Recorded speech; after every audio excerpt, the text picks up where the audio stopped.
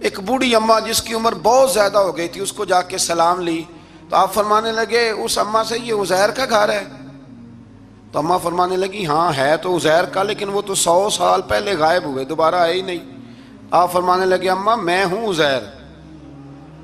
अम्मा कहने लगी कि उज़ैर की तो हर दुआ कबूल होती थी, अगर आप उज़ैर हैं ना तो दुआ करें, मेरी टांगें जवाब दे गई हैं, आंखों से नज़र नहीं आता, आप दुआ करें, अगर आप वाकई उज़ैर हैं तो अल्लाह मुझे शिफा दे देगा। तो हज़रत उज़ैर ने दुआ की तो रब ने उन्हें शिफा दे दी।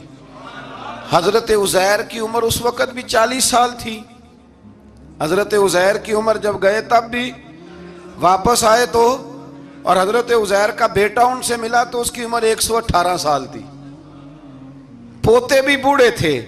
लोगों ने हज़रत उज़ैर अलैहिस्सलाम से कहा, ये क्या है? फरमाने लगे, ये मेरे अल्लाह की कुदरत है, ये मेरे रब की कुदरत है। आज भी आप देख लें कि कुछ लोगों के बाल सारी ज़िंदगी सफ़ेद नहीं होते, और कुछ 17 साल के 16 साल के नौजवान हैं तो सारा सार उनका सफ़ेद हो जाता है। अलामात वो आ जाती हैं जो बूढ़ों में होती हैं।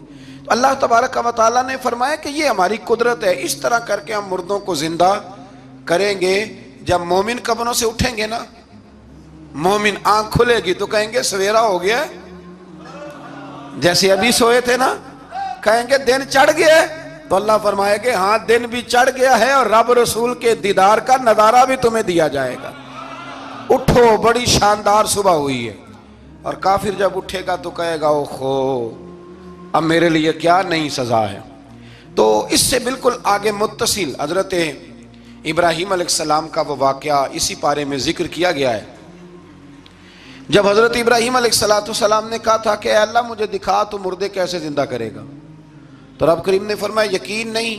अर्ज़ की, या अल्लाह इत्मीनान कल्बी के लिए एक इल्मुल यकीन होता है, एक ऐनुल यकीन होता है, एक हक़ुल यकीन होता है। कहा या अल्लाह मैं इत्मीनान कल्बी के लिए, तो अल्लाह ने फरमाया 4 परिंदे ले लो। हज़रत इब्राहीम अलैहिस्सलाम ने 4 परिंदे लिए। उसने लिखा है कव्वा था, मोर था, मुर्गी थी, कबूतर था, मुख्तलिफ नाम आए। वो 4 परिंदे लिए, फिर उनको ज़िबा किया, फिर उनका कीमा बनाया, फिर गोश्त एक दूसरे में मिक्स किया, फिर 4 मुख्तलिफ पहाड़ियों पे रखा।